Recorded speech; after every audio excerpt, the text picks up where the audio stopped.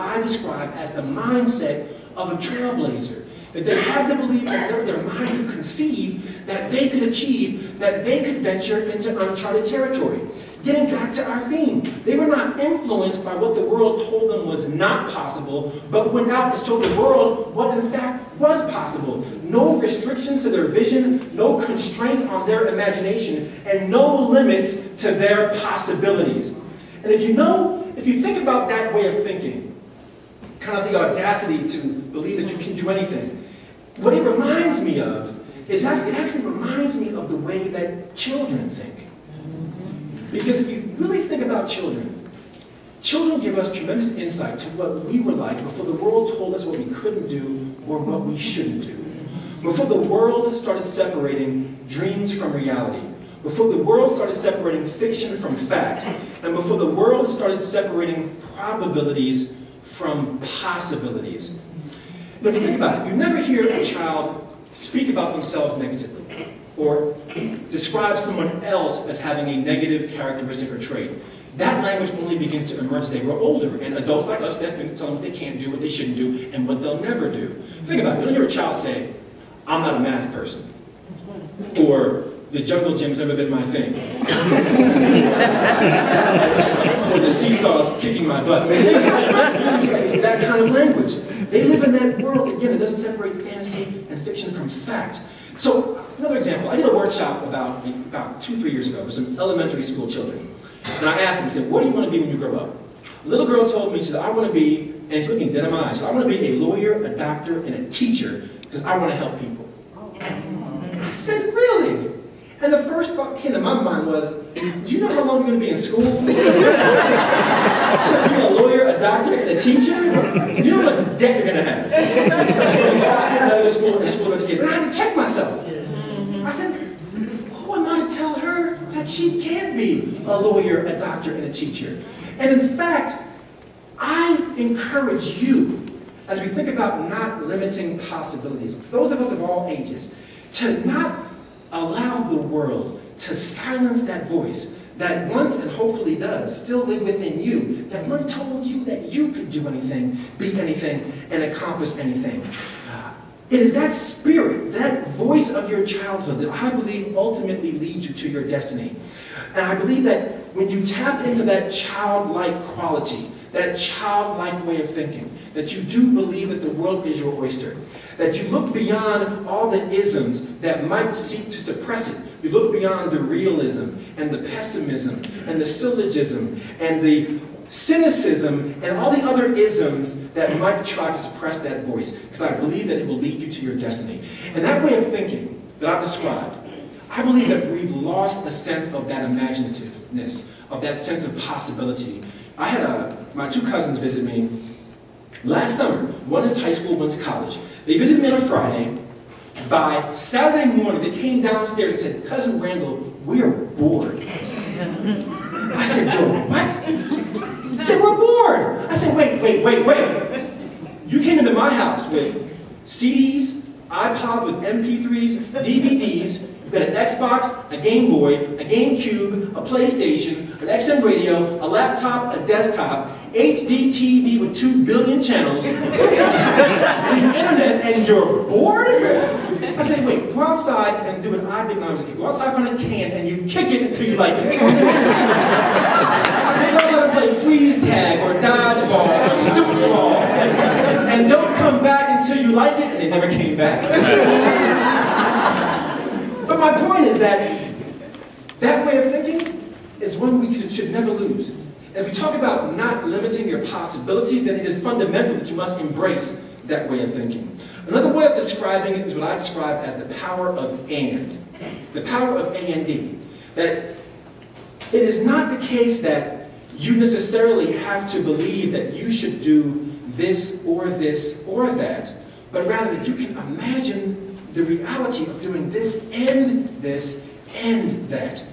And in fact, when you were a kid, it wasn't about rationalizing this or that, it was about conceptualizing this and that. And that's the very way of thinking that I believe embodies one who is not willing to let anything limit their possibilities. The power of and is the realization that at the age of 37, which is where I am now. I am a black man and a Rhodes Scholar and an entrepreneur and a scholar and an author, and was proud to have had the opportunity to be on national TV and project a positive image of an African American male that didn't do it through bouncing balls.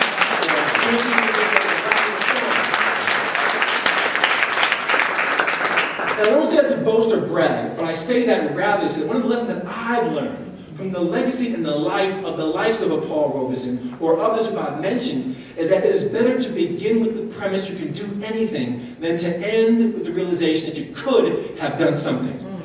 That is the lesson I bring to you this evening. Don't let anything or anybody limit your sense of possibilities. And I believe that is actually the exact way that entrepreneurs think. Entrepreneurs fundamentally think in a way that looks at the world and sees nothing but limitless possibilities. That's the same mindset that I encourage you to walk away with. 2 quotes that summarize my message to you this evening. The first, failure is one day meeting the man or woman you could have been. Failure is one day meeting the man or woman you could have been. Second, for those that might believe that I'm only speaking to the young, the following I say to you: you are never old until your regrets outnumber your dreams. You are never old until your regrets outnumber your dreams. Just as the childhood voice of that little girl told her she would be a lawyer, a doctor, and a teacher, there is someone in this audience whose voice will lead them to become a world-renowned technologist and a talented artist and a local politician and a recognized community leader. There is someone else in this audience whose voice will lead them to become a scholar and a mentor and a poet and a journalist. Someone else out there who's listening to me will become a best-selling author and a parent and a business owner and the founder of a nonprofit. If you take the time to listen to the voice that's inside you. We must continue to support programs like those of the Richland County Public Library and this African American Heritage Committee, because it is these very programs that provide this message to the community. Final quote, which again summates my message. You should reach for the stars and not the mountaintop. Because if you reach for the mountaintop and you don't make it, you will fall to the bottom of the mountain. But if you reach for the stars and don't make it, you will fall to the top of the mountain. That is the message that I bring to you. Again, don't let anything or anybody limit your possibilities. And so it begs the question, for those of you sitting here, what are your hopes? What are your dreams? And what are your aspirations? And what would they be if I were to remove any inhibitions about what you think you can't do, what you think you should do, and what somebody told you that you'd never do? It's by embracing that childhood voice, and acknowledging the power of and, that the road less traveled becomes the road never traveled.